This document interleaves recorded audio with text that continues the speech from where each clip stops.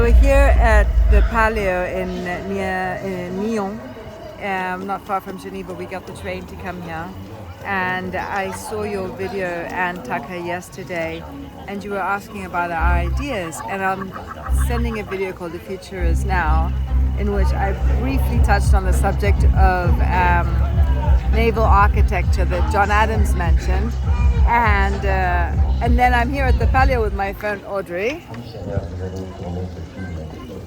and who's big on meditation as well, and she just did Vipassana. But anyway, I came here, and look, here's a boat made of plastic.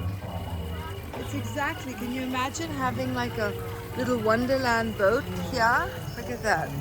If we had these little villages where we could play, if it were like a boat that we picked up plastic and recycled it on the boat and used it, I don't know, and I don't know, maybe you could brand of flip-flops or something. But anyway, you asked to share our view, and that's it. So thank you very much, Anne. I follow you every Friday, and it's just incredible how in sync everything is happening.